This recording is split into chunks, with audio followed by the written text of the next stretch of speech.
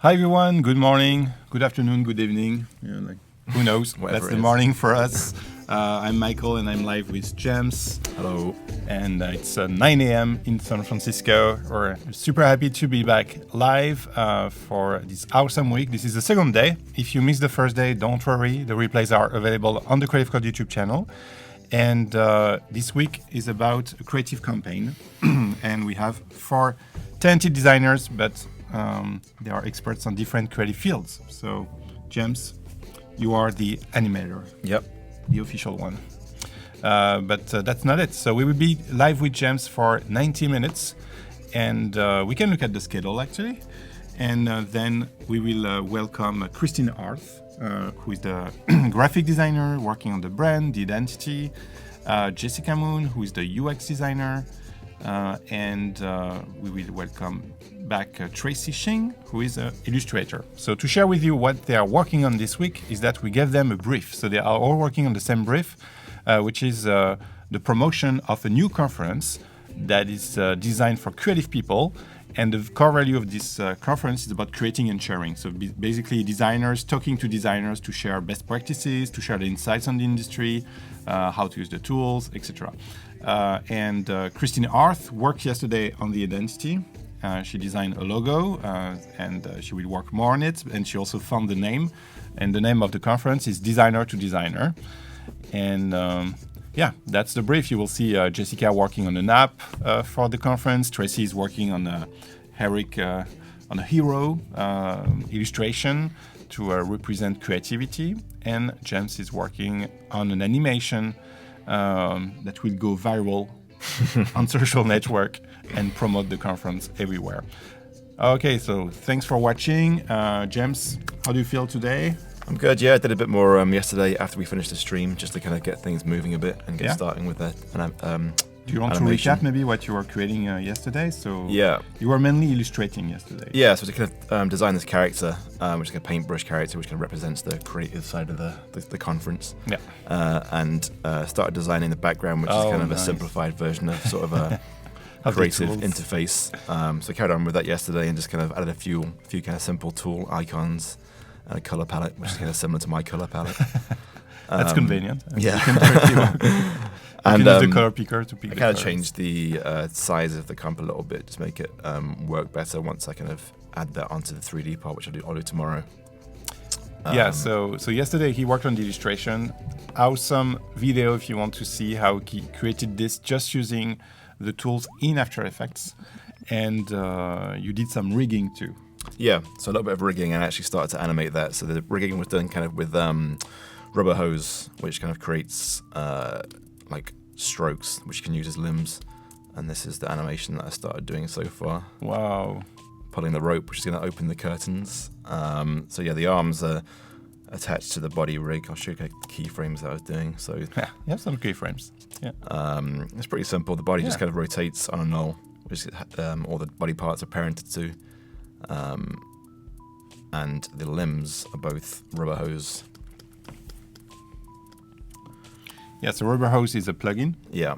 That is awesome. We checked the website yesterday. It's less than $50, and it gives you all the tools to rig your character and create these amazing animations. And I also use the RubberHose for this top part of the rope as well. So it's kind of there's the 2 ends of the rope which are attached to the top and in his hand. And on the hand. Yeah, but then the bottom part of the rope, which kind of dangles at the bottom, is just like a simple stroke. They're like, wow, brushy looks awesome. So they already found different names. You know. Everyone has a different name for the character. But thanks for watching, everyone. We're live from San Francisco. Let us know where you're from. I see a lot of new names. This is awesome. So James, he will work more during this show on the animation. So you will see how he creates more keyframes. He needs to animate the curtain. Yeah. And tomorrow he will show you how to include a 3D model coming from Maya. Or, I mean, it could be any 3D software, I guess. Yeah. To then make a huge it's more difference. kind of the principles of importing cameras and how that works in 3D. But. And so make sure to be back tomorrow. It will be also awesome. And thanks for making this progress. Like it's very nice. Like illustration, animation, and 3D. This is awesome. And we have people from Pennsylvania, from Iran, Calgary in Canada, France. I see Ottawa, Mexico. Yeah. Awesome. Ecuador. Yeah, this is great. And let us know if you are motion designers, animators in the chat. Also, if you want to become an animator. Today, we also invite you to create and share with us. So every day we have a challenge, for our viewers. Today we challenge them to create the poster to promote the conference. Okay, so the good news is that we finally have a name and a logo. If you check the challenge tab, you have the chat tab, info tab, and challenge tab. You have all the rules, all the steps, and we share the Creative Cloud library so you can access the logo actually. And we share also a free template coming from Adobe Stock so you can display the poster in real life. So if we switch to my screen, this is the Photoshop template that we give you for free. So how this template works, so you open it, you drag and drop it in Photoshop, okay? And you check the layers. So if I open the layers here, you see you have a layer that says your image. So you double click here, it opens a new project, and you can add your own layers. And you can also open the library that has been created by Christine. Okay, so she shared some colors, the main colors for the conference, and she also shared the logo. Okay, so you can drag and drop the logo here. You can add a date, a location, really like whatever you want. And you press save, you come back here, and then it's directly, you have the poster in the street with some nice reflection here of people. It looks very realistic. It's a good mock-up. And this is what we want you to share with us, okay? And if you share during this show, we will review your poster at the end of the show. And James, I will ask you to pick your favorite one. Yep. And they can get a chance to win a Creative Cloud subscription. So big prize, okay? Open Photoshop, download everything. Everything is in the challenge tab. Awesome. Cool. Should we start? Yeah, let's start. So I'm going animating. to start with the curtain now because I've already kind of done a little bit of the character animation, which I'll come back to afterwards. And with the curtain itself, I do want to add the logo at some point, but I might do the animation on the curtain first and then figure out how to attach this logo and have it split apart as the curtain's open. Nice. Which kind of works with the design epic of it as well. Yeah. But yeah, with the curtain animation, usually what I do is animate just a line as a guide, as the edge of the curtain first, rather than kind of doing the whole thing. So. Oh, okay. So it's just a rectangle, like it's a simple. It's just a line. It's a stroke. Just a line. Yeah, just a stroke. Okay. So, if you start with just animating the position of it, find the point where it needs to start moving. I guess around there. So Brian is asking how I download the logo and put it in the library. So if you check, so in the challenge time, there is a link to the library, and just click on follow, and it will appear in Photoshop, okay, in your Creative Cloud libraries.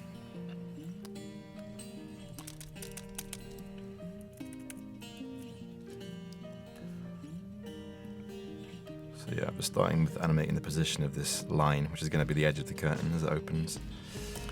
And do you, because this is a loop, do you always keep the same space between the keyframes? See what I mean? Do you like to, or you just want to feel the speed and you? I kind of just feel the speed of it. Yeah, okay.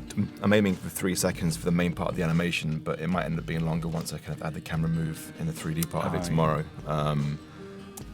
But I guess I kind of got timing that I like to use, the way that things move. It's so cool with the stroke because you can already feel it. Does it, we feel that it works. Yeah. Maybe, yeah. So then after that, I'll start doing some rotation on that. So maybe around there as it's opening. I'll start to yeah. Oh. Okay, so if you discover After Effects, for each layer, you have properties that you can open in the layers, such as position, rotation, opacity, and you say, okay, at this time I want the rotation to be 0, and 2 seconds after to be 45, and After Effects will interpolate, will calculate all the positions in between. Right. And you can control how the interpolation's done if you want to get down into details like that, like the speed of movement and how slow the easing.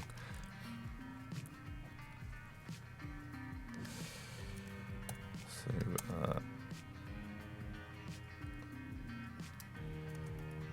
kind of working.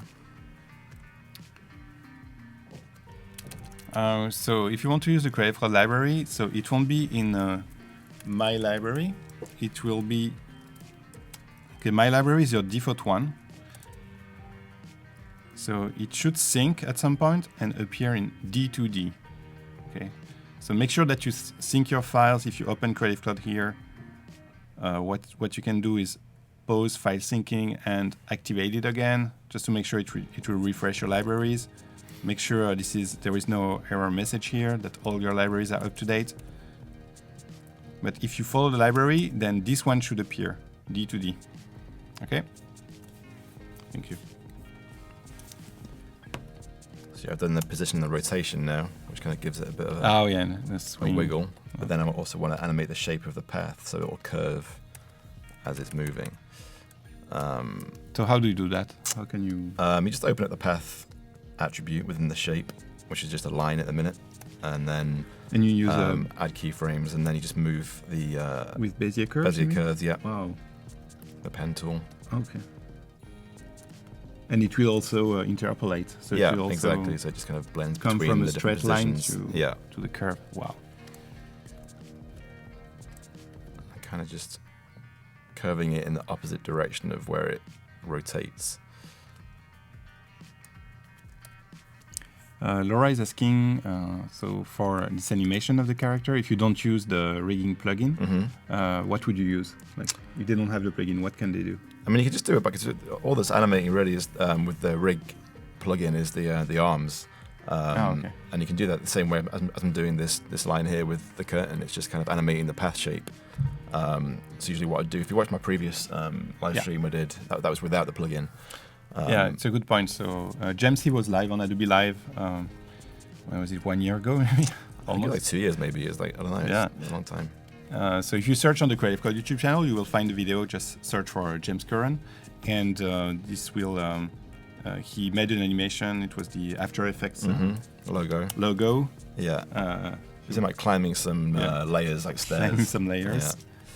There was a rope too, no? I don't know. He was like those two. The other one was the three of them. It was him, yeah. The Illustrator icon and Photoshop icon, doing like monkey bar sort of things. And so he's not using any plugin in this video tutorial.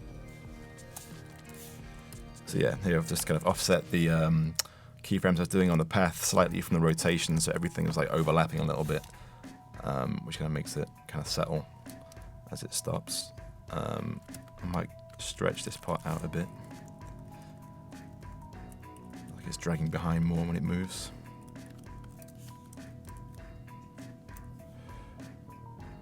Maybe that's too much. And stay tuned, as every day we will do giveaways. So during this show, we will give away the Creative Cloud socks and most amazing prize ever. Oh my god, sorry, I'm breaking everything. This bag, I've heard it's a bowling bag. For a bowling ball? Yeah, for bowling, but I don't think you can use there, it for something else. Even if you don't play bowling, I think it's a cool bag, and there's the Adobe logo. So stay tuned, we will just randomly give them away to people in the chat, but to get a chance to win these awesome prizes, you need to be active in the chat, so at least say hi, say something. Ask a question, let us know where you're from, what you think about After Effects, motion design. So I'm just kind of adding more keyframes just to keep the bottom part of this above the bottom line. Oh, they like the bag. That's good. I like the bag.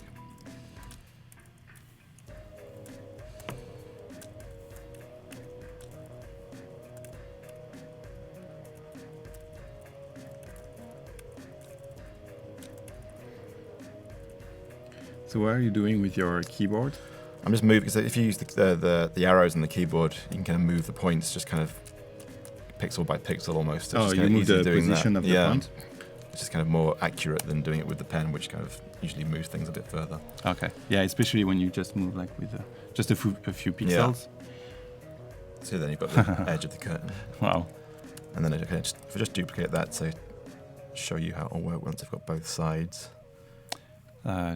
John, you can publish one poster per show, but just tweak the design. Try to change the design for each show. Yeah, I'll be how curtain opens. And we have people from Detroit. Nice. Must be very cold. It's a very nice day today in San Francisco, and we had the super moon. Super moon. Yeah, blood moon. Red. Yeah, I didn't see. I woke up at 5:30 to go have a look. And you did see it couldn't see through my the window, so I went downstairs to look outside the building, but I think the building is too tall. So. Oh no. Yeah. I don't have much luck with those things. I couldn't see the eclipse last year either.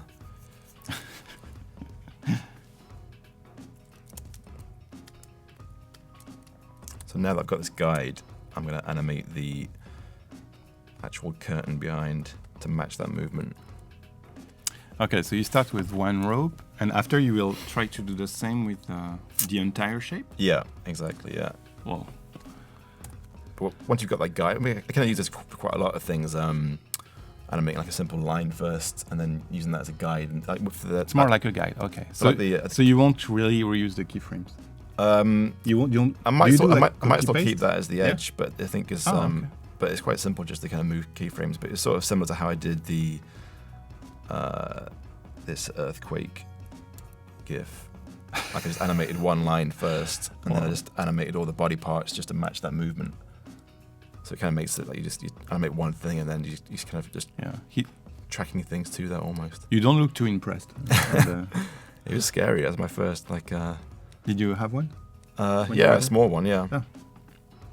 I guess you get a similar amount of earthquakes here. I have one here. Yeah. Yeah. What did you do? Were you asleep? Yeah, and it was just a kind of wave, like. Vroom. Yeah, that's kind of what it felt and like. Because everything just moves. Yeah. Like you wake up and what's that? I was expecting a shaky experience. But yeah. No, it's just a wave, a big pulse.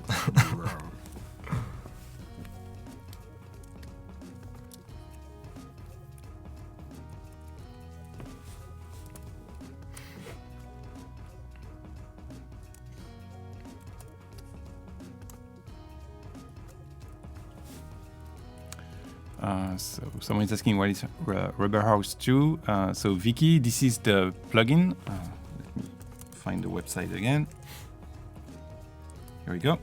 So that's a plugin for After Effects. And it's not the only one. For rigging, there are you can use at least 5 standards. standards. It's the one that I've used really, but there's plenty of other ones. And so that you should check the website. They have very nice videos. The same company does Overlord. We talked a little bit about Overlord, which creates a nice workflow. If you work a lot in Illustrator to create the illustrations, then it will do a seamless export from Illustrator to After Effects, because the hardest part is to organize the layers and everything. So it will simplify everything. So it's Battle X, very nice.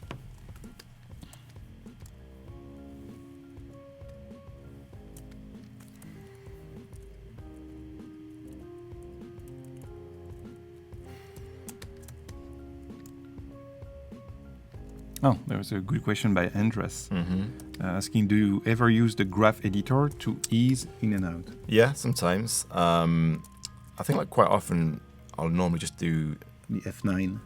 Well, that, but then I'll kind of animate the velocity of the keyframes instead of actually using the graph. Okay. Oh, so use the properties on the keyframe. I use the graph in Maya, but for some reason I don't really use that as much.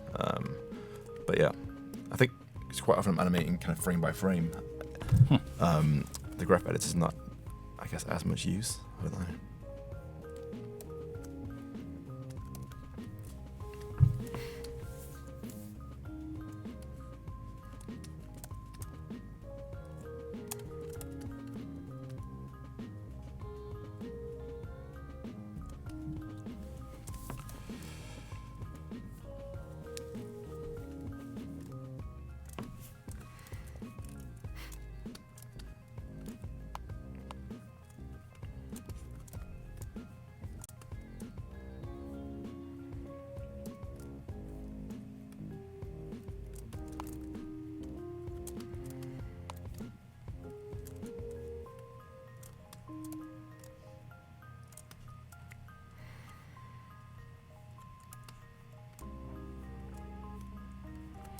So yeah, for those of you who are not familiar with easing, because it's something very important that really makes a huge difference. So when you have a simple shape, and you say, okay, at the first keyframe, I want to lock the position. So with After Effects, what's nice is that like you will have to learn tons of shortcuts. Like you need to type P for position, T for opacity, because it's opacity, or transparency, I don't know. I think it's transparency. What's O? What does O do? Oh, it does nothing. And it's not, it did something, but what happened? Oh no, it's the, you see the playhead? It goes at the end of the... Right, in and out. That's what. In and out. So yeah, but let's play with the position. So here I want to say, okay, I want to lock the position here. So it creates a keyframe here. And you say after 1 second, I want this one to be here. Okay, so by default, it will create keyframes and change the values of position in this case with no easing. So you see, like it starts and it ends at exactly the same speed. And what you can do is the F9. So F9 is in and out. You can also right-click and change the values. But if you look at here, at the end, it will ease out. So it will start at global speed, but then it will gently ease out. So if we add ease in, you have something much more natural. And do you use this? What's the name again? The motion blur? Not really for what I do, because partly because making GIFs, you want to keep the colors as clean as possible. If you add motion blur, you get a lot of gradients, and then the compression gets messed up. Yeah, it's true. If you use After Effects for the first time, make sure to understand the concept of easing. That's what makes a huge difference in animation.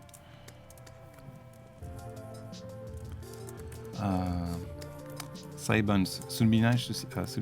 Should be nice to see some geometric animations. Yeah. So actually, it started with just geometric shapes, like everything. But maybe you are talking about a style of motion design. So it gives me the opportunity to say that if you know animators, motion designers, or any designers that you really like and you want to see them on Adobe Live, you see the Adobe Live team is in the chat. So you can send us private messages and say, oh, I really like the work of GR Canest. Could you invite him on the stream, you know?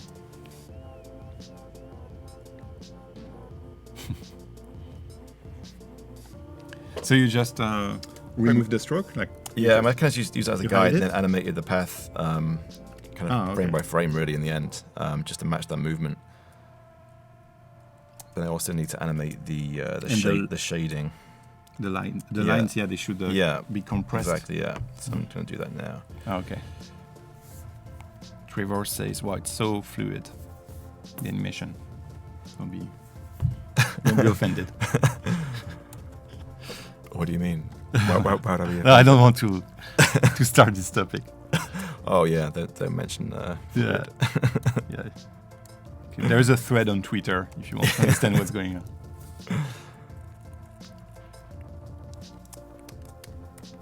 There's not really much to it though. The fluid thing. I don't know why people are so confused by it.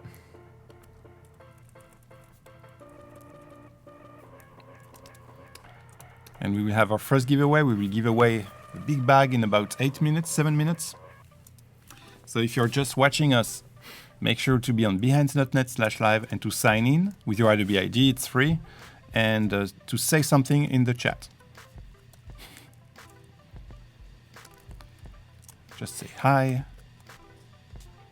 But don't say liquid. I see someone. There's a funny one. I was only joking about that. I'm not actually going to leave.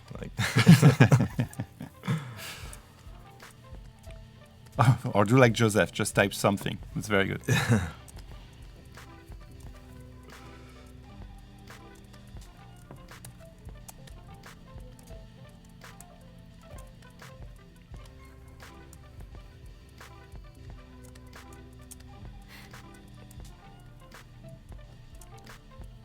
I'm just going to make these lines thinner as it compresses together, so you can actually see the gap still. Oh, nice.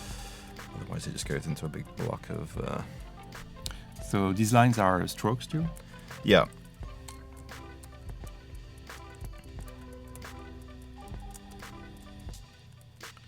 Oh, Jim is saying, I love the progress of the little brush, Jude. Yeah. Yeah, he's looking great today. Yeah. Or she, actually. There is no just gender there's for no brush. gender. I guess I changed his paint color to blue just because. For the contrast with the curtain. You wouldn't see it in front of the curtain.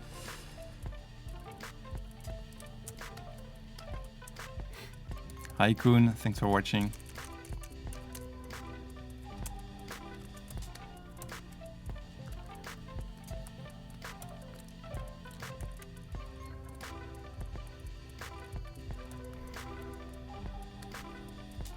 So do you want to also create some distortions with the line, or you think that it should be enough to compress them? No, I'm going to do some work.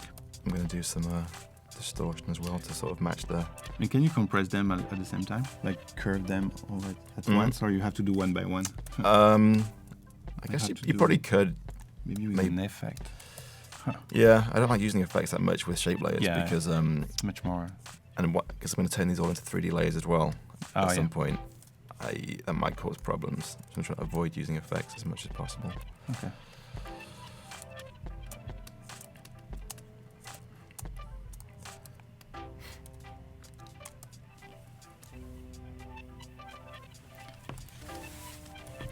Hi Brian from Scotland, welcome back. I need to make sure I have my browser open to see the posters that you will share with us. That's the daily challenge. Make sure to check the challenge tab to get a chance to win a Creative Cloud subscription. Today we ask you to create a poster to promote the conference that all our guests are working on. And all the details are in the challenge tab. I have Daniel in the chat saying that he watched yesterday Tracy's video 4 times to understand the technique. What does she do? I haven't watched it yet. She's she's an I can show you. UX designer. No, Tracy's the illustrator. Oh yes, sorry. Yeah, she does like epic figure. Yeah. I can show you. But was it? I'm trying to find a spot where she's zooming in. Yeah, but so if you watch the replay from yesterday, you will see how she works in this style. So she's working on the details. I think it's like the Statue of Liberty, but with a pen brush. That's the original concept. So who's the character going to be? Yeah, I guess they will find a name for this character too. Has he got a face yet, or is it still just? It's like this. Cool. That's the first sketch, and now she's working on all the layers and all the details.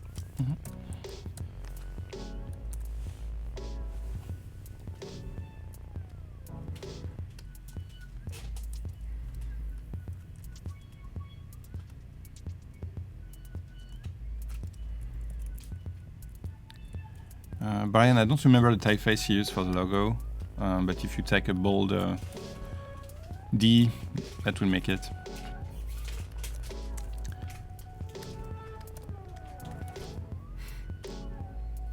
Looks like for the logo for. Yeah, what was the font of the logo? It's a good question. Maybe someone will remember. Maybe I feel like it's Futura, maybe. Yeah, Futura or Gotham. You know, this type of very bold. Yeah.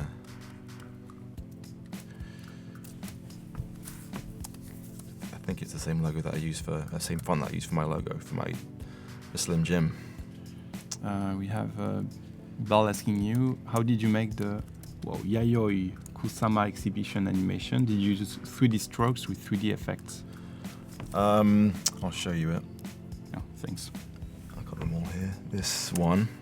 That's all After Effects. No, there's no effects. I don't really use 3D strokes, so it's just animating paths, really. It's just all shape layers, yeah. Oh, so and you just give the illusion of 3D? Yeah, so I think maybe... With mask and everything?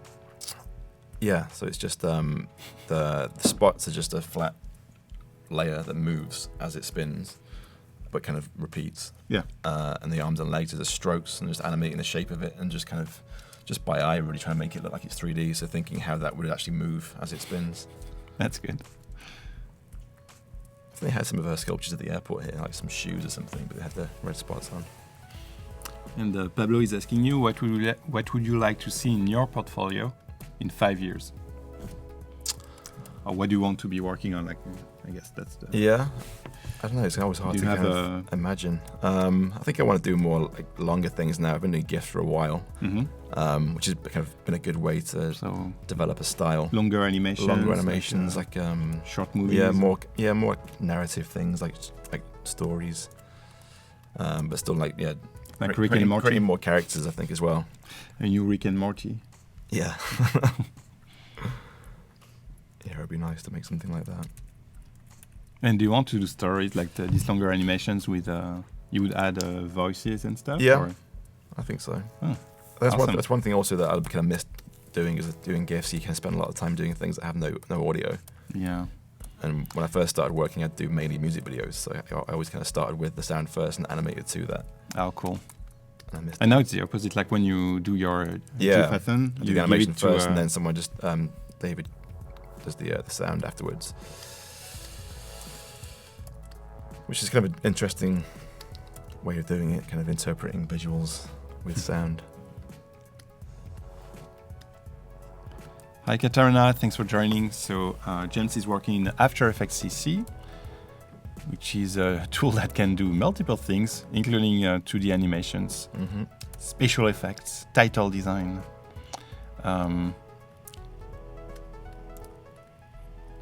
And the final output will be an animated GIF that you will all enjoy on social networks very soon.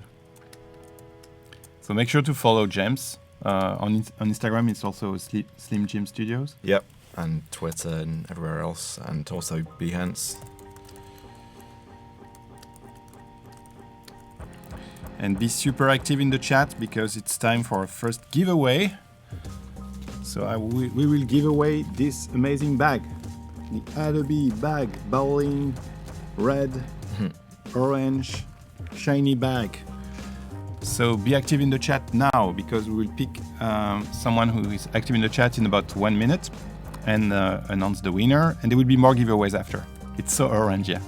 So say hi, say yay, say something. But you need to be signed in the chat on behance.net/live. Because our script picks someone. Yeah, that's how it works. Yeah, so this is the Instagram account of James. So it's Slim Jim Studios. Okay? So I really invite you, all of you, to follow James on Instagram, and on Twitter it's the same. Yeah. Yeah, I guess you can maybe publish the final output. Yeah, definitely. Yeah. So they can all enjoy the final animation. With the last one, a lot of people literally just copied what I did, which was kind of, and then tagged me in it when they post it on their own Instagrams. Yeah. So it's kind of, and some of them I can't even tell the difference between mine and theirs because he did it so kind of accurately, just copying what I did. Yeah, they just followed everything. It's like he's just reposting my animations.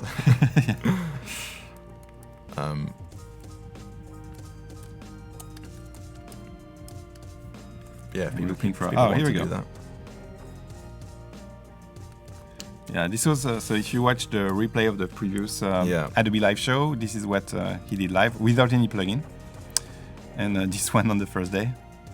And then you made the flip books out of it as well. And yeah, so we found an amazing company. So it was someone in Germany. So we produced, we did some awesome giveaways with flip books. But the company doesn't exist anymore. So I think that we ordered like 20 flip books and he said, okay. Yeah, we're done I think now. he was producing the flip books by hand, one by one. Oh, really? Yeah. Just printing them and sticking all the pages together. Yeah. So after our order, he said, okay, I'm done. You're retired. I don't understand what's going on here.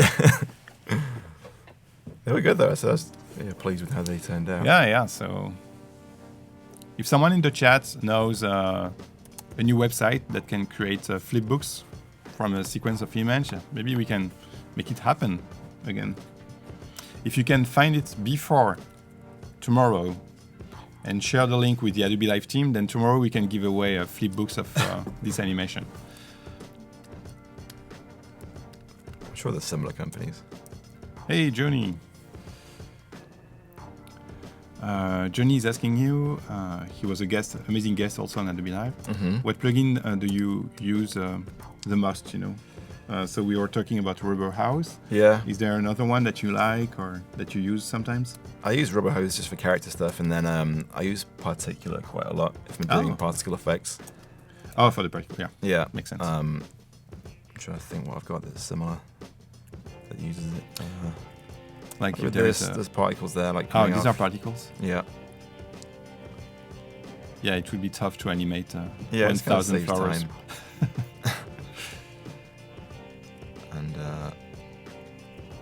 And here again here, yeah. Oh, that's not a particle. That's just a shape. Oh, it's just a yeah. I can tell. Yeah, they're here, particles. no? Yeah. Oh yeah. Yeah. There's always like. Okay. Even two main plugins that you use. Yeah. There's not really much else, to be honest. And we have a winner for the Adobe bag. So if you want to read the name. Brian Taylor. Yeah, Brian, Well congratulations, Brian.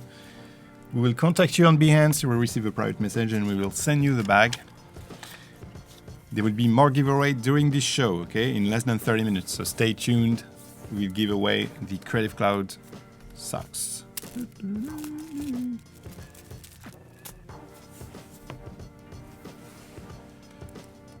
think I'm almost done with that.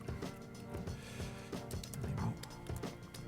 I'm almost doing it frame by frame by the end. Just kind of stretching these different the top and bottom parts of the lines to match the movement. And will you have to do the same for the curtain on the right, or there is a way to I'll just copy duplicate it and flip it. That's good. Saves time. I think I do that quite a lot with animations. I always try and have things that are symmetrical. And then in GIFs especially, because it means you've only got to animate one side of it. And then, but even then, I usually try and change them slightly. I think it looks weird if they're both exactly the same. So with these two curtains, I might have one slightly offset so the movement isn't completely mirrored.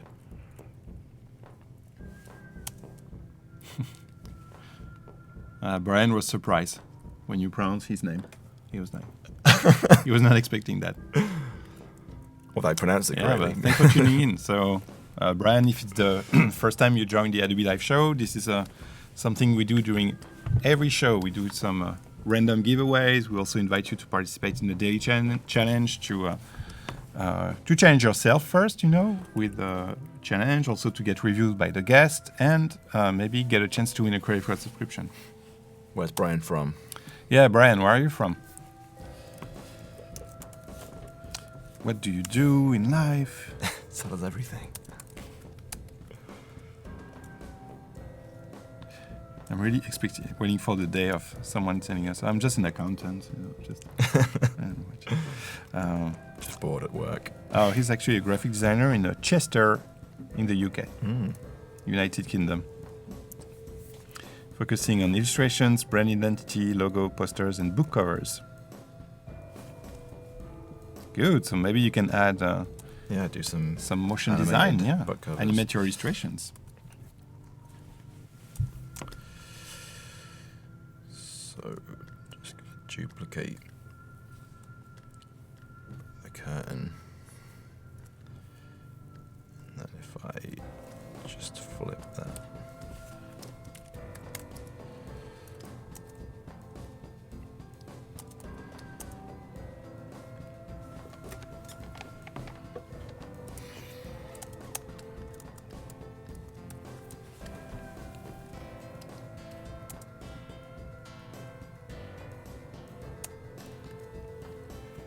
Nice. Then also want the shadow part at the top of the curtains, this bit here.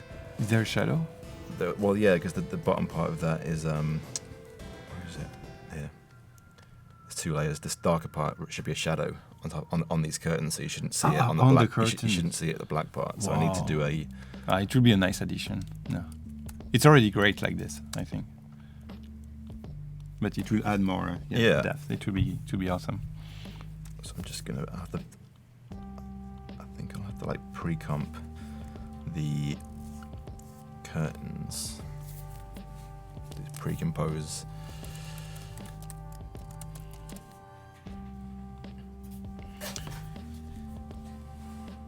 And then if I duplicate that and then use it as a map for the shadow, there you go. That's it. Oh, nice, yeah.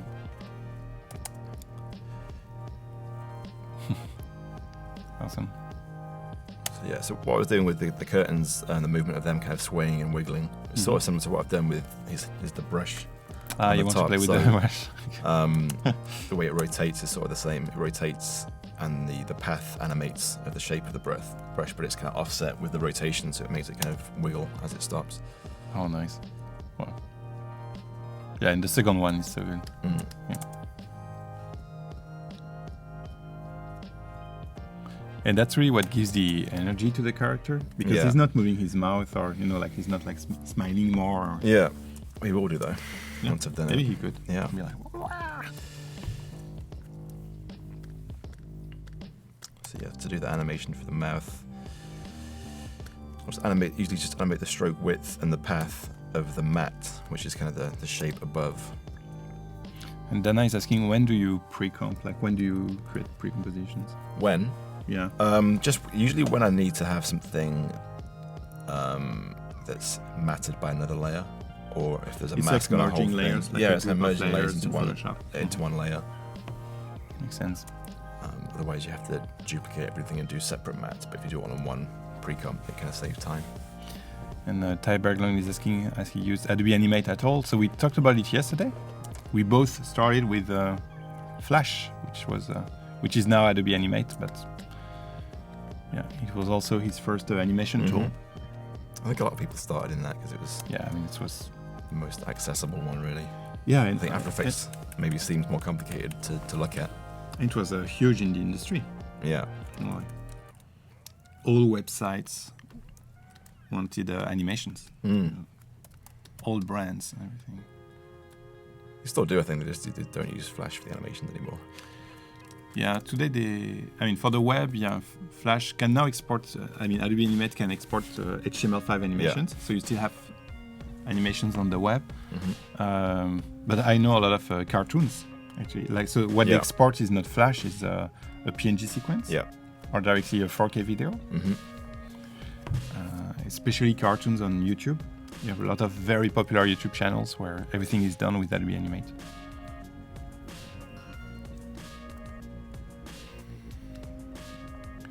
And we have Roman Tristram, is an awesome illustrator, saying, "Great to see your process, James." Yeah. Thank you. And now it's interesting because when you will watch all new animations by James, you'll say, "Oh, I think he used a stroke." I did it. Hi Maxime, yes, there will be a replay available on the Creative Cloud YouTube channel. So every time we go live on Behance, when we go offline, it directly creates a replay on the Creative Cloud YouTube channel. You can search for Adobe Live YouTube and you will find all the episodes. We have a playlist on YouTube, you have everything. But we are working with Behance to add a replay experience. So this will come later this year. So you have everything in one single web experience. So reminder, today we invite you to create the poster to promote the conference. We already have one entry, and I really like it. So we provide the template, we provide the logo, but you can do whatever you want. But this is a great example. Every great idea starts small, make your own, and good use of the logo. Yeah. But what I like is that they want to add something apparently. Shape vacuum plastic container. So this will be a plastic container, like IKEA for pencils, and this will be a post-it note. Oh, interesting. Yeah, that's a good marketing plan. I like it. And then you can make your own idea. What will be on the printed instructions of how to get to the conference? Oh, maybe, the link to the website. Yeah. Good job, very creative. So keep sharing posters. We will review all of them at the end of the show in about 30 minutes, 35 minutes.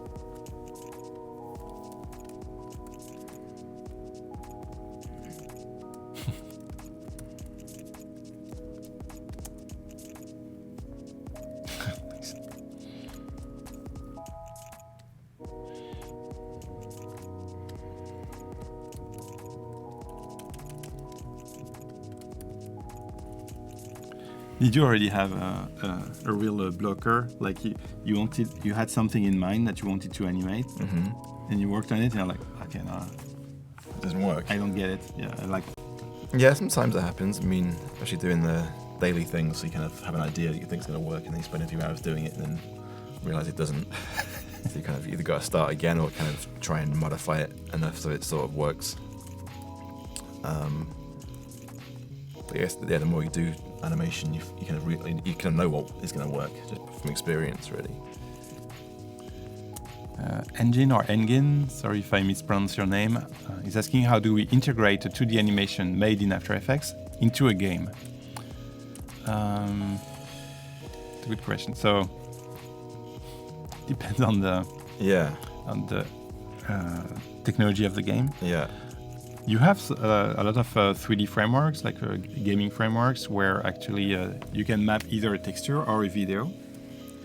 So that's usually what you would export from After Effects, a video. What you can also do is export a PNG sequence and create, what's the name? Texture page. What? Like a texture page. We can do that. That's what I used to do when I used to make games. So you kind of have all the frames of the animation kind of on one image, and then on one big PNG, and then the engine cuts directly in this big image. We'll choose frame 1, frame 2, frame 3, and create the animations. A sprite sheet. Yeah, sort of the same thing. So with After Effects, you cannot directly generate the sprite sheet. You will have to export the PNG sequence, and then you have tools, including free tools, which will create the sprite sheet. But first, you need to check what the gaming engine is expecting. If it's Unity, for instance, they will expect a sprite sheet.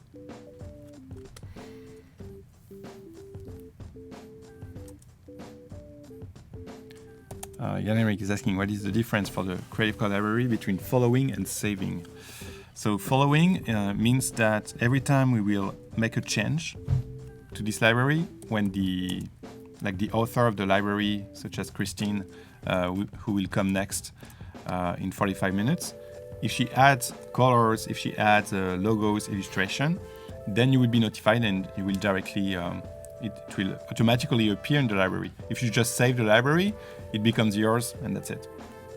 Like you won't be notified if there is a change. It's like creating a new instance.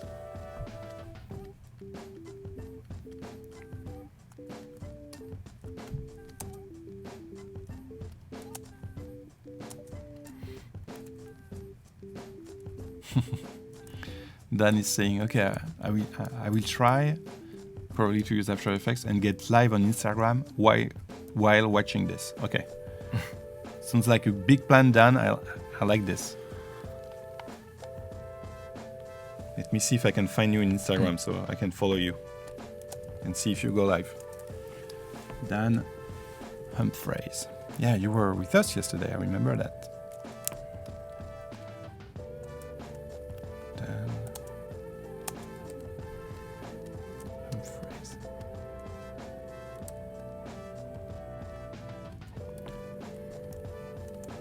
May I ask what is your Instagram nickname, Dan? Because we have a lot of Dan Humphreys.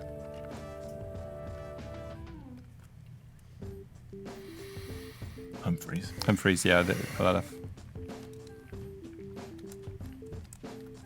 Too many. There is an account which is the real Dan Humphreys. Maybe it's not you.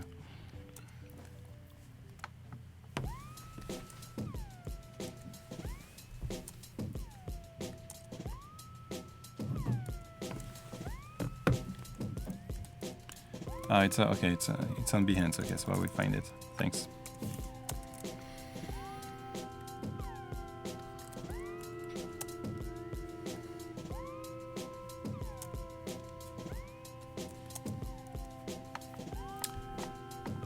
I see it now. Pixel Flow illustrates.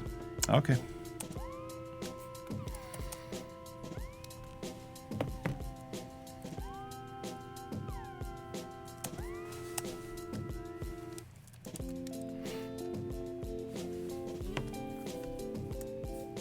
And stay tuned, we will do a new giveaway very soon. In about 10 minutes, we will give away the Creative Cloud socks for the winter. Just in time for the spring.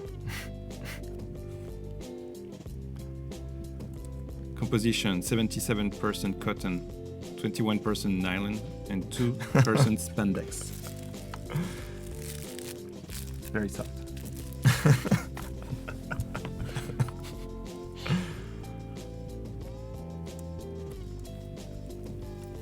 So if you want those socks, just make sure to sign in the chat and say something, okay?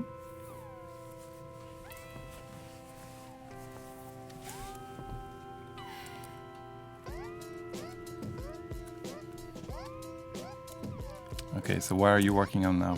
I'm just going to animate the arm? The arm, but I need yeah, it's like, ta-da!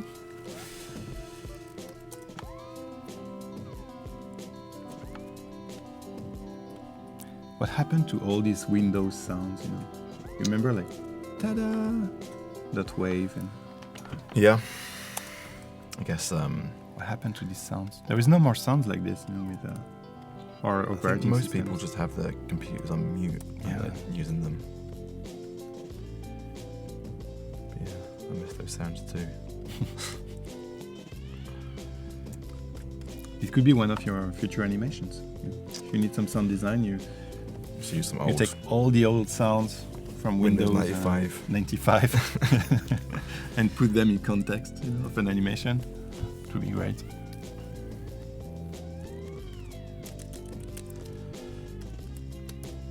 His hand to flip over, so I'm just gonna flip over, like he's gonna turn his hand. Whoa! Oh, how can you do that? Just gonna reverse the position. And move the position at the same time.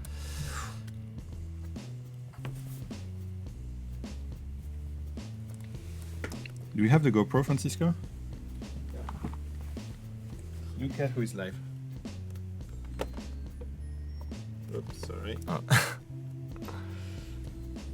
Look who is live. You see it, Francisco? Look at that. This is our friend in the chat. This is Dan. What's he doing? Oh, he's watching Adobe Live. See? He's working at the same time. I will say hi.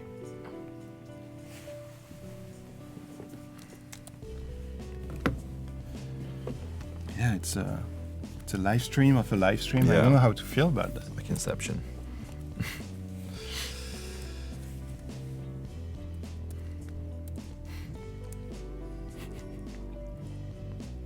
A streamception, yeah, Daniel. Yeah, it's very weird.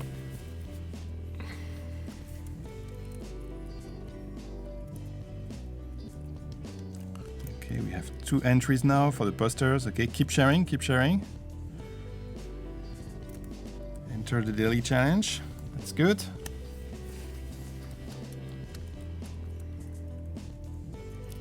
Need some time to warm up. So during the first show, like we get like 5 or 6 entries, and at the end of the day, like we have like 25 entries per show. Just need some time to.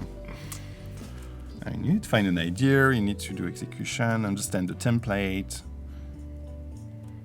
Wow, very good entries.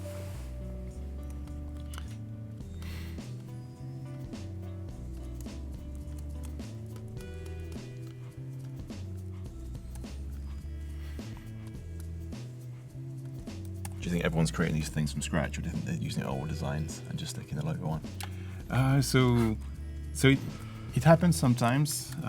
We try to pay attention to this, but and sometimes the challenge is so weird that you cannot have it in your old design. Yeah. Maybe this one, yeah, okay. But sometimes, like we challenge them to create a smart fridge experience with Adobe XD.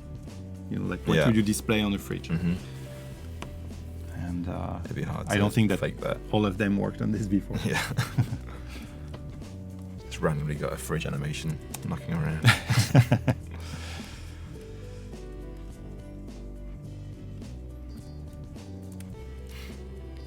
Have you ever included a fridge in one of your animations? Yes. Yeah? I have actually. Yeah. Okay. I did some work for Samsung. For Samsung. Mm-hmm. And it was a smart fridge, I guess. I guess, it's yeah. Samsung. Yeah. Wow. What do smart fridges do? I don't even know. Just didn't know how cold it should be. Yeah. So I guess usually it's a connected fridge, like a connected screen, so you can display the weather, like basic information that you would need in the morning. Maybe play the radio. I don't know. But suppose also like the most advanced one keep track of your food. Like there are ones now with cameras, so they know when you put the eggs, and they can tell you after 7 days, okay, be careful. Like the eggs. Yeah, eat the eggs today.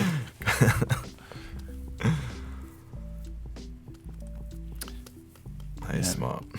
We'll do the giveaway in 5 minutes. Keep being active in the chat. Make sure to sign in. We'll give away the Creative Cloud socks.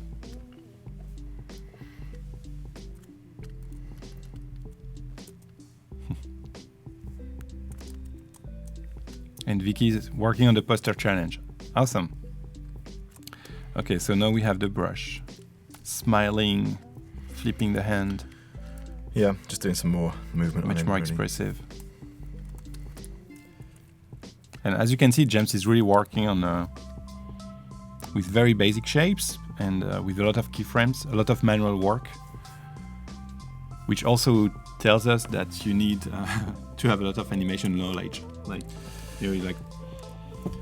like the way you even just the what's the name, the tip of the brush. Yeah.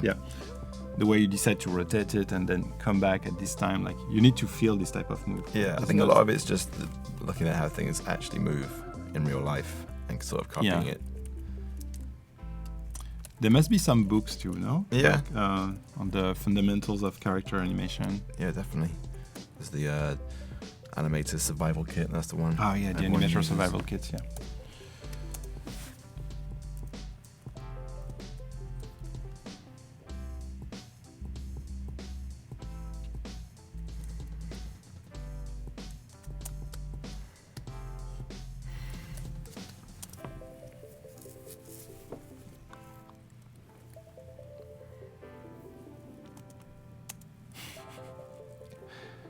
We have Armand saying that these socks would help him survive the cruel winter of Denver, Colorado.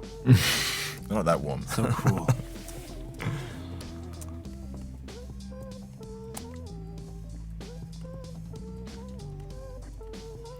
Laura says the movement looks so smooth. Yeah, so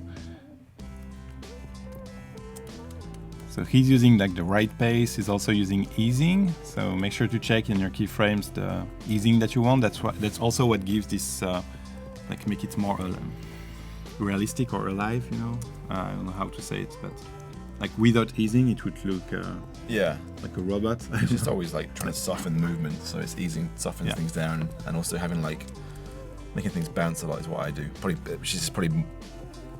it bounces more than things would in real life. But it can make it more cartoony and more fun.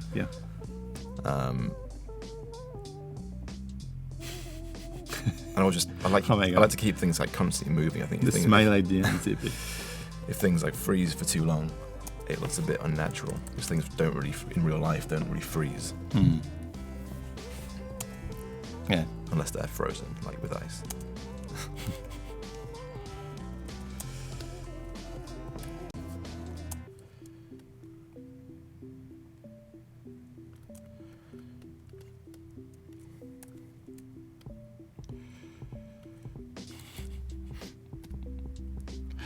Mauricio, who's from Brazil, say we do wear socks too in Brazil.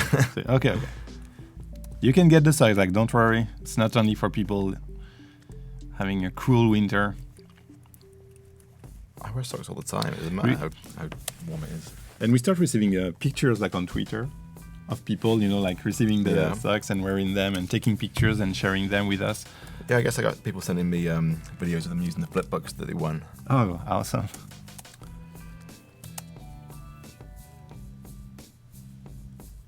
So yeah, also animating as he turns his head, the top part of the brush, the paint that I did yesterday, also kind of moves with the twist things to kind of make it seem a bit more 3D. Oh, nice.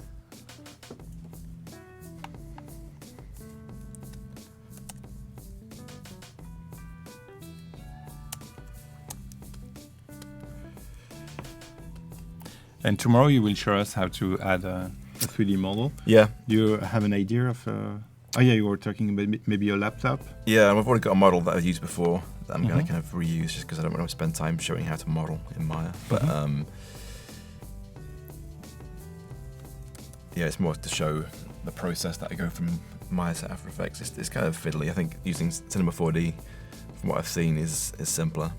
Yeah, and there is a light version that comes with After Effects of Cinema 4D. So if you want to start exploring 3D and how it works with After Effects, if you install After Effects, it will install Cinema 4D Lite, where you can model also basic shapes, 3D. You can do a lot of stuff with the light version actually. But there is a direct integration. Yeah, there is a dynamic link, so it will directly display in After Effects the 3D scene, and you can make changes. Joe is asking you, do you have any tips for someone who wants to start freelancing in the animation and motion graphics industry? I think the main thing is just keep animating a lot and post all your work online, on Instagram or wherever. And then the kind of, if you do that and you've got a decent kind of selection of different styles of animation, then people will hire you. I mean, for me, when I kind of work with other animators, you haven't got to see much to kind of know that they're going to be good to work with. Like one good animation of a character will be enough to convince me that they know what they're doing. Is enough. So I wouldn't worry too much about having a big show reel of different kinds of work. It's not the quantity; it's more the quality in this case. Yeah. But also, I think being active on Twitter and speaking to other animators and things gets you more known within the industry. People know you, so. Engage with that as well. Yeah, it's the same on Behance. The more you appreciate other work and leave nice comments, the more you create your own network. Actually. Yeah, don't be mean to people. Yeah. And don't be super nice and then add people are like, oh, that's so cool. Please check my portfolio. Yeah. That's a classic, and for other people it's no. Not good. Just say, wow, very good job. I think, if you're just starting out, it does help to kind of maybe have a full-time job first, if you can find one. Going straight into freelance from being a student is difficult. Yeah, it could be tough. You need some experience. And you just meet people that way, so once you've met a few people, you can they'll get you work somewhere freelance later on. And I guess it's good, at the beginning, to really invest in personal project. Well, what you did, actually. Yeah. And also because it will help you also define your style and also be bold about what you want to do in the future. If you want to create this type of animation, but maybe you are hired by an agency and you have to animate the logo of, of a brand that you don't really care about, and follow some design guidelines, and you don't want to get stuck in this style. So it's also important to maintain a personal project. Yeah, I think if you know what kind of work you want to make, you can't just wait around for someone to ask to do that, because it will never happen. You've got to kind of do it yourself first, and then they'll hire you to do more of that. Okay, be hyper in the chat now, because we will give away the Creative Cloud socks. So if you're joining us, make sure to sign in on behance.net/live and say something in the chat. Okay, and we will randomly pick someone, and you can receive the Creative Cloud socks with some logos, Illustrator, InDesign, Dreamweaver, Photoshop. And no After Effects, so we will complain. We don't know why.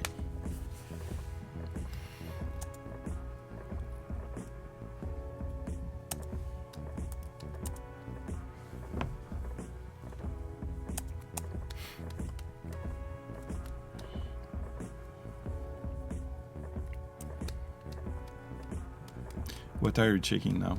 Like you zoom out to make sure you don't miss any detail? Or? Yeah, I just kind of replay animations and then look at what I think's missing. I spend a lot of time doing that when I'm doing loops. I'll just keep watching it for ages on loop, staring at it. Okay. And I think, I'll add this. It's the kind of best way to notice mistakes, just keep watching it.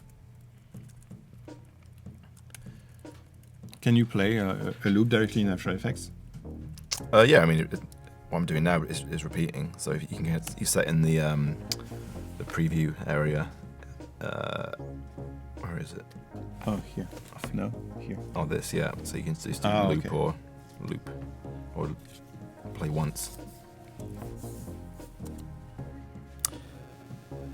And thanks for watching and tuning in the chat, everyone. We have a winner for the Creative Cloud socks, and the winner is Caitlin Walker. Caitlin Walker. Congratulations. I should say Caitlin Walker. Yeah. Don't pronounce the L. Don't pronounce the L. Caitlin Walker. Congratulations. Caitlin did an amazing job. Welcome to the Rock. There's a poster for the Rock in our hotel. No. There is, yeah. Oh my god.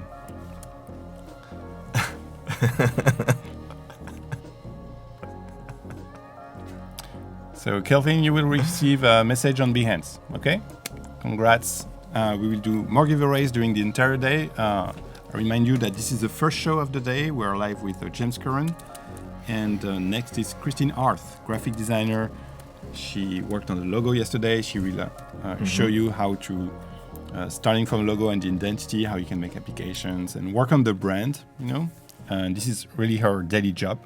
She worked on the brand of PayPal, for instance, designed the new logo, but it's more than a logo. I mean, you will understand what I mean.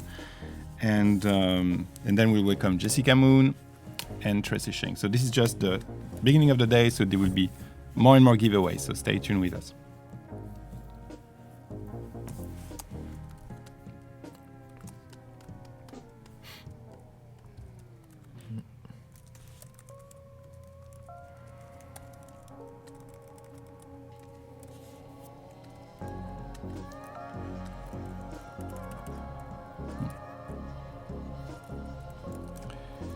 And thanks for submitting your entries for the posters. This is looking very good. And we will review the entries in about 12 minutes.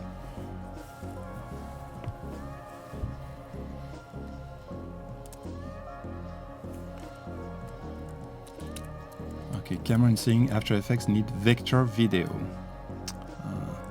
Do you know what this is? What could it be? Vector video. What do you mean, Cameron? Because he's working with vectors.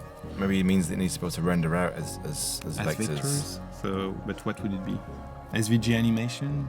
It wouldn't be a video then. I'm pretty sure there is a plugin. Yeah. There is a plugin that can export to SVG animation, and then you can run it on the web. Yeah. Although I'm not sure, if SVG animation is supported by all browsers. I'm not sure. It's quite new. SVG is not new, but SVG animation. Yeah, when I used to make video games, I used to do SVG animation by hand, just writing keyframes in XML. Yeah. That wasn't fun.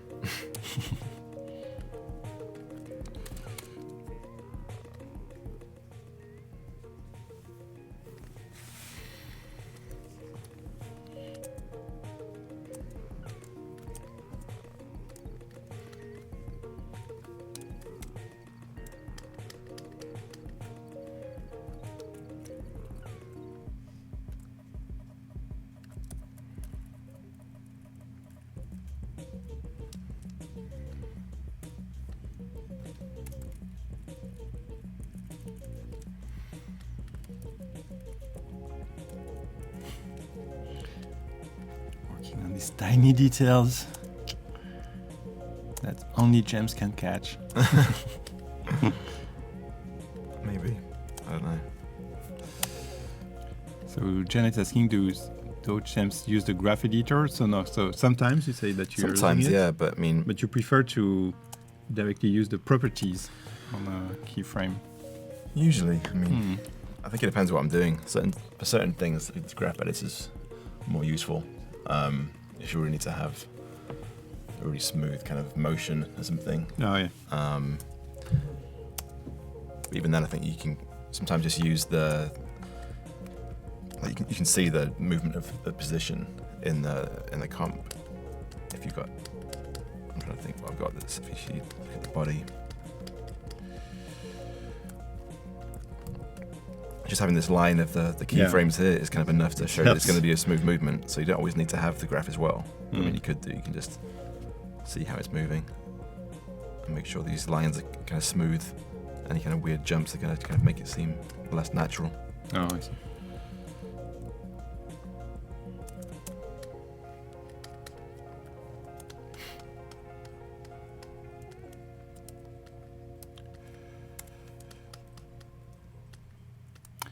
Joe's asking you, so when you did the gif-a-thons, so one in New York and one in Tokyo, right? And LA as well. In LA? Yeah. So how did you manage to swing the travel for a month? Were you taking client work alongside, or you were just dedicated to this? I pretty much just did that, yeah. I kind of told clients ahead of the time that I'm not available for a month. Okay.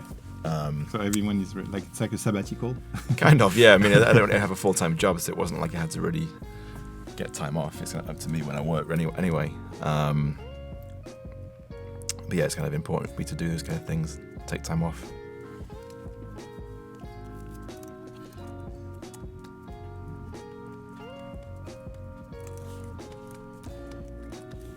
I think if I don't do that, it's kind of hard to find time to work on personal projects because I'm usually quite busy with client stuff.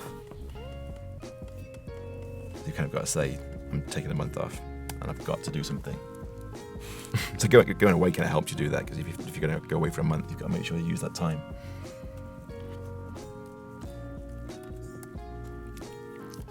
They want really to know how you did the 360. You know, like the guy like in Tokyo, like the 360, like that looks like 3D, but just the one that I already shapes. talked about. Yeah. So, I mean, you already shown like how you flip the hand. I mean, I guess you might use tricks like this. Do you use a mask or not even because it's not really. Yeah, basically it's just this. Like each leg is just a. Maybe for the beard, you know, when you go. Yeah. Behind, you have to switch between up layer and down layer. Or use a mask. I guess that's probably the hardest part. Yeah, that was almost in frame by frame. But I guess similarly with using the line for the curtain, I always start with one thing first as a guide. Yeah. So if you have like just the eyes, which are quite simple to do, just kind of moving side to side. Then you can animate the beard and the hair kind of piece by piece, just kind of following that movement. I think a lot of it is just kind of using your head to figure out how things would move in 3D. Oh, okay. I mean, with that, I could have just built a 3D model. It wouldn't have been that hard, but yeah, I guess I could. But here it works, especially like you're using a sphere. I think I quite liked the challenge of doing things in 2D but making them look 3D. Yeah. It looks great.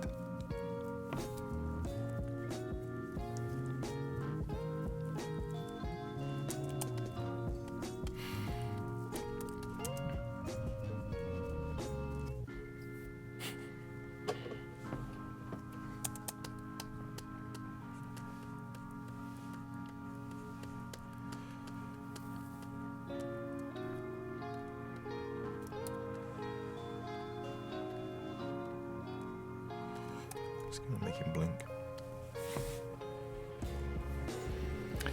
So Devin is asking if you're using motion blur. So no. No. For a simple reason is that the final output is not a video. To be a video, maybe it would add something, you know, for TV or it could. Yeah, but I think even if it's a video for kind of Instagram or something, for Instagram, yeah. there's still it still doesn't compress things very well. So the more kind of blurring you have in there, it's going to make the compression even worse. Because the blur is first adding new color shades, sometimes gradients, because you have some weird overlays. And when it comes to compression, so when it comes to exporting to GIF, you will see tomorrow when he will create the GIF, but you have to control the palette of colors. It's super important for consistency of the design, just the size also of the GIF. And same with video actually. When you use compression, if there is a gradient, this is like a JPEG, this is when you start seeing some noise in the compression. And for a picture, it's okay, but for an animation, you don't want to see some noise when an object is moving.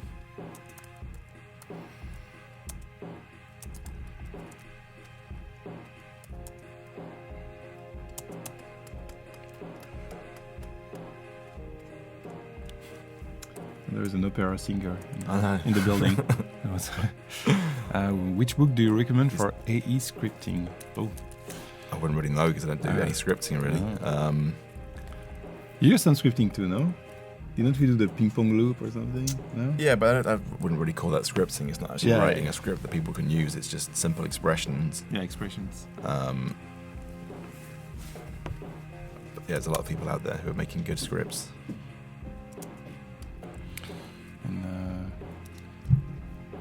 Jidan Garza is asking how many hours a day take you doing a GIF for the gif-a-thon. So you were telling us yesterday because sometimes you would spend 8 hours. Yeah, which I mean that's fine. It's just the same as like doing like a full-time job. Yeah, it's true. It's not unreasonable. And this is how you take it. Like, I guess it's you take it as a challenge, or like how do you? Because you need some motivation, to say, okay, I will commit to 30 days in a place that I don't know. Having no plan in advance. No, it's not like when you plan a movie and you know that you will shoot here. You do some research before. Yeah, here I do a bit of research just to kind of have a list. You just explore Tokyo and. Yeah. I've got like I usually just write a list of ideas. If I can find it. That's as much planning as I do. Oh, that's the planning. You can show on the GoPro if you want. Just, put it here. That's the planning. And as I go through, Tokyo I kind of Tower, cross off check. The robots, things that I do. Check. But that's like it's not really an idea. It's just like potential inspiration. Awesome. So we start reviewing some entries because actually we received quite a lot. If that's okay with you, and then we can talk about what's the plan for tomorrow. Okay. So we have this one. So today we challenge you to create a poster to promote the conference that all our guests are working on, the Designer to Designer conference, with a logo created by Christine, who just entered the studio and who will be live with us in about 14 minutes. So that's the first one. Yeah, nice use, like contrast of the logo, and I guess 2 designers. Yeah, I like actually using the symmetry of the logo. Yeah, it's nice. It's good. Oh, this one, hip, very colorful, create, share, inspire. Yeah, nice overlay. And it will be in San Francisco. Awesome. I will be able to go. Wow, this one is very creative. What is that? It's hard to tell, like a kaleidoscope. Yeah. Nice picture. Designer to Designer conference. Create and share, okay, with the tools and the pen. Oh, it's like a mix of analog and digital in a way, A pen tool. What is that? It's like a paintbrush, or is it? It's like the pen tool here and like a marker. Yeah, nice. Create and share also and come together. Okay, nice dynamic.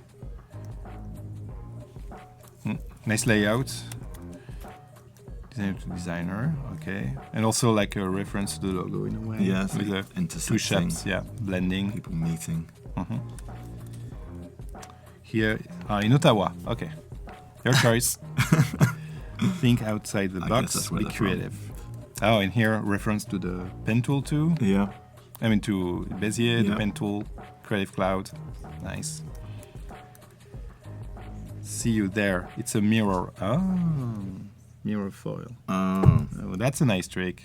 Designer to designer, and then you look at this. Oh, see yourself. It's me. See you there. That's good. And this one is uncensored. Yeah, that's the uncensored version. So I'm not sure what is the reference of this one. Of the uncensored. Yeah. Was that something you talked about yesterday? I don't know. That's good. Yeah. Similar to the other one with Skids and share. Intersecting circles. This one is in London. Yeah.